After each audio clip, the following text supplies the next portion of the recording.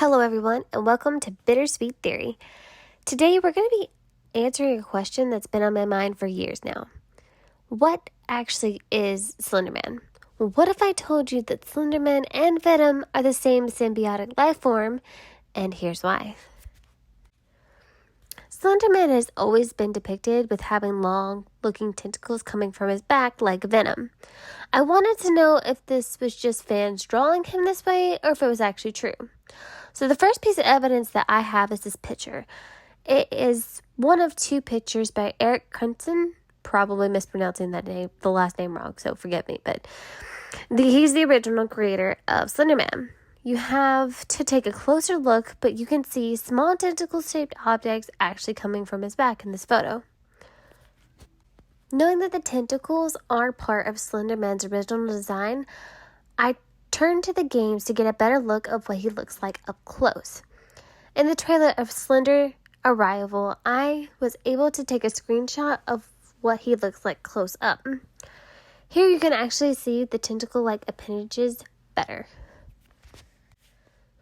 In comparison to Venom, Slender Man has nothing on him in terms of power and overall appearance. I mean, for me, it's not about how long those tentacles are, but how thick they are. So, how does this make Slender Man and Venom the same? Well, sure, they both have tentacle-like appendages, but that doesn't necessarily make them the same. That is until you start looking into the powers that symbiotes have. But in order to do that, I really need to explain what a symbiote is. I mean, I've been talking about them this whole time and haven't really explained what they are.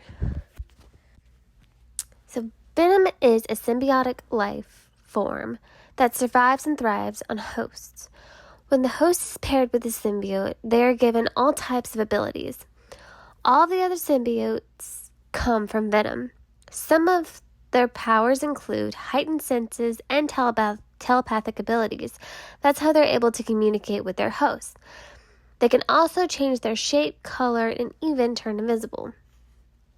Another thing symbiotes can do for their hosts is help them blend into their surroundings by making it look like they're wearing normal clothing, or in this case, keeping Slendy looking sharp while he's hunting his prey.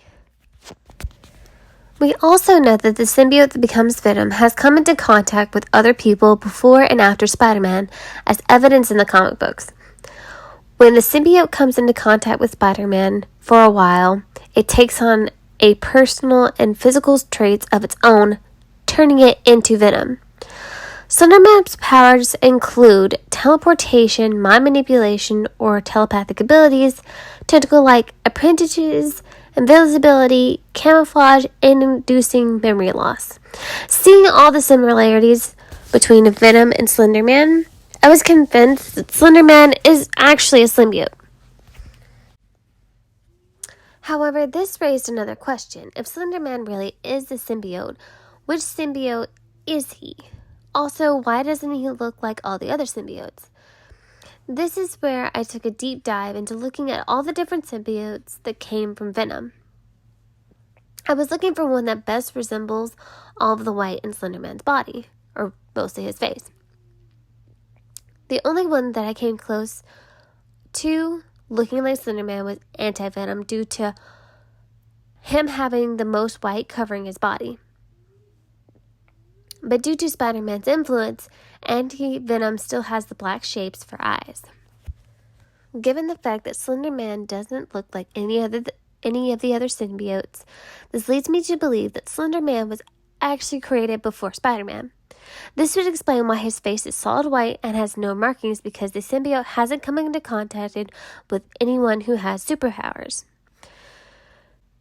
If Slender Man is the symbiote that took form before Spider-Man, it would be much weaker than all the other symbiotes. This would make sense given that Slender Man basically has basic symbiote powers. The fact that Slender Man would be weaker would explain why he has to have fewer humans or small children to feast on.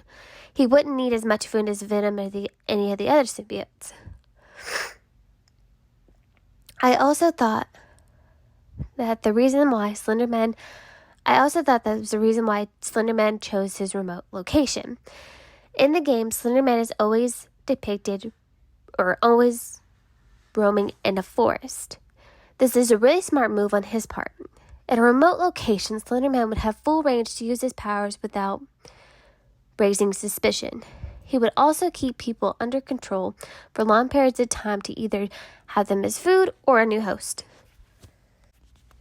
Now let's talk about weaknesses for a moment. I know there are other different symbiotic weaknesses out there, but for now I'm just going to focus on the weakness to high frequency of sounds. We see that Venom is weak to sound in the comic books, movies, and games. In the Slender arrival, when you come to the mine, you have to get the elevator working by turning on the loud generators. That brings me to my next point. All of these generators, when you turn them on, range from about 50 to 60 hertz, and the bells that affect Venom range from around 500 to 1500 hertz.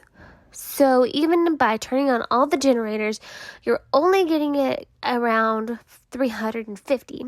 That wouldn't affect the symbiote at all, and why Slender Man is still able to follow the player around. Given all of these similarities, I think it's safe to say that there could definitely be an argument made that Slender Man is definitely a symbiote. One last thing I wanted to add to the theory is that there actually is an Oak Park in upstate New York, and the area looks very similar to the games.